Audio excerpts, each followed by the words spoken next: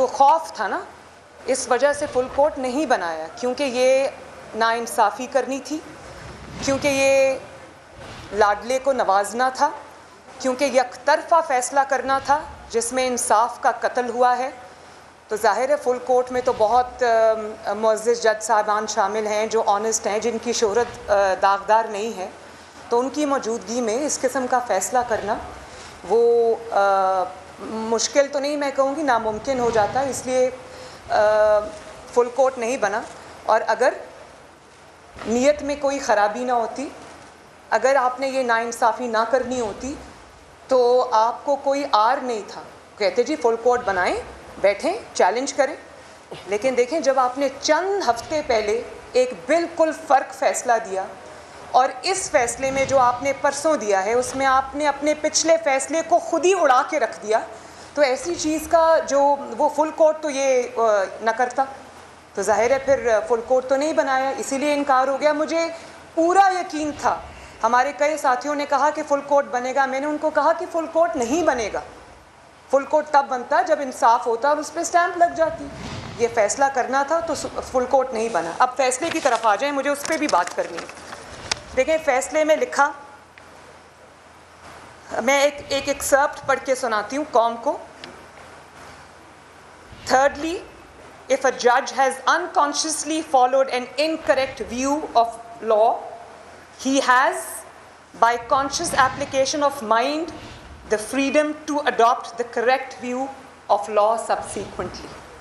یعنی کہ اگر انجانے میں جج صاحب سے, کسی جج صاحب سے کوئی غلطی ہو گئی ہے, تو اس کے بعد اس کو یہ موقع ملنا چاہیے کہ وہ اپنی غلطی کو اس کی تصحیح کرے اور کریکٹ ویو لے لا کا.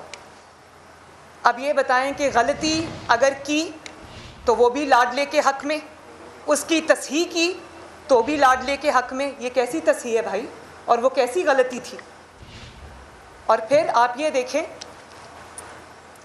ہمارے 25 ممبران بھی عمران کی جھولی میں, اور چودھری شجاعت حسین صاحب کے 10 ممبران بھی عمران کی جھولی میں.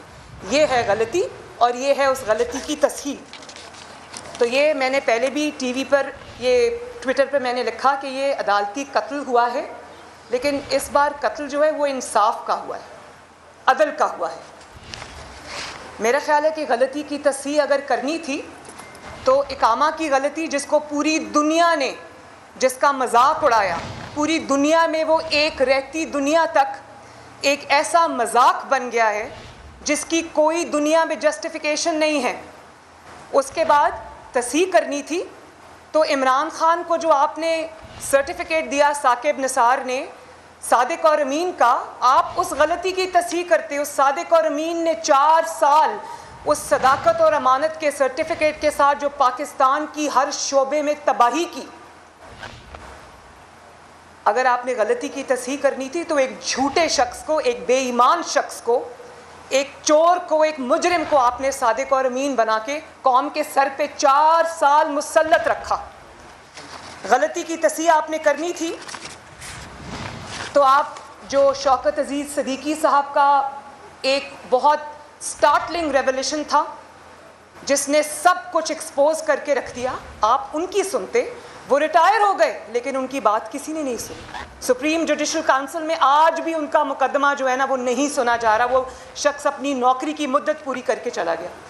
تصحیح کرنی تھی تو ارشد ملک صاحب نے اتنا بڑا آن ریکارڈ بیان دیا کہ نواز شریف کے ساتھ جتنی بھی زیادتی ہوئی, جو ناانصافی ہوئی, وہ مجھے بلیک میل کر کے لی گئی.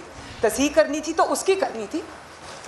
آپ بھلے معافی نہ مانگتے نواز شریف صاحب سے ان کی ہوئی زیادتیوں پر, دوربینیں لگا کر آپ دیکھتے رہے کہ نواز شریف کے خلاف دنیا بھر میں کوئی ثبوت مل جائے. وہ آپ کو نہیں ملا کیونکہ ثبوت تھا ہی نہیں. ثبوت اس لیے نہیں تھا کہ گناہ تھا ہی نہیں, جرم تھا ہی نہیں. لیکن آپ نے وہ نواز شریف صاحب کے ساتھ زیادتی کو برقرار رکھا, بلکہ بجائے اس کے کہ تصحیح کرتے آپ زیادتی در زیادتی کر رہے ہیں. اور آپ نے کس طرح کل پرسوں نواز شریف کے ساتھ پھر زیادتی کی وہ بھی سن لیں. پہلے جب نواز شریف جماعت کا سربراہ ہے اور اگر اس کا کوئی مقدمہ آتا ہے عدالت میں تو عدالت یہ تعویلیں دیتی رہتی ہے, جسٹیفیکیشنز دیتی رہتی ہے کہ پارٹی کا سربراہ یا پارٹی ہیڈ ہی سب کچھ ہوتا ہے, اس کے علاوہ اور کوئی کچھ نہیں ہوتا. اور جب لاڈلے کی باری آتی ہے تو چند ہفتوں کے بعد ہی آپ کہتے ہیں کہ پارٹی ہیڈ کچھ نہیں ہوتا، جو ہوتا ہے وہ پارلیمانی پارٹی ہوتی ہے۔ یہ اس قسم کی باتیں تو کوئی بچے بھی نہیں کرتے آج کل۔ بہت حیران کن، میں آنیسٹلی جب یہ فیصلہ آیا تو میں یہ دل میں سوچ رہی تھی کہ چیف جسٹس صاحب آپ کیا کر بیٹھے اپنے ساتھ؟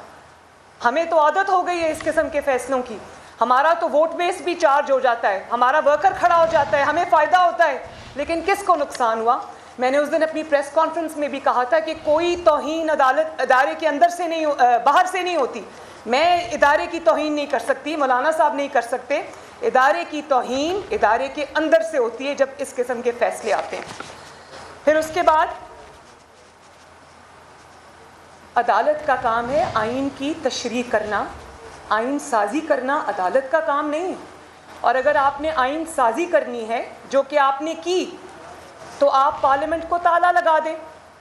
اگر آپ نے وزیر اعلیٰ اور وزرائے اعظم آپ نے مقرر کرنے ہیں تو آپ اسمبلیوں کو، پارلیمنٹ کو، پنجاب اسمبلی کو تالا لگا دیں۔ اب کچھ بھی آپ کر لیں، پرویز الہی صاحب ہمیشہ کے لیے عدالتی وزیر اعلیٰ کہلائیں گے۔ وہ عدالتی وزیر اعلیٰ ہے، اس کی وجہ یہ ہے ایک تو ان کے 10 ووٹ ہیں، اور پھر اس کے بعد آپ کچھ بھی کر لیں ان کو وزارت اعلیٰ حمزہ سے چھین کر ٹرے میں رکھ کر پاکستان کی سب سے بڑی عدالت کے 3 ممبر بینچ نے دی ہے۔ یہ عنایت جو ان پر ہوئی ہے وزارت اعلیٰ کی، یہ 3 ممبر بینچ کی دین ہے۔ اور پھر آئین کی تشریح آپ چہرے دیکھ کر اور پارٹیاں دیکھ کر اور پارٹی ہیڈ دیکھ کر بدلتے ہیں۔ نواز شریف ہو تو آئین کی تشریح کچھ ہوتی ہے، اس کے چند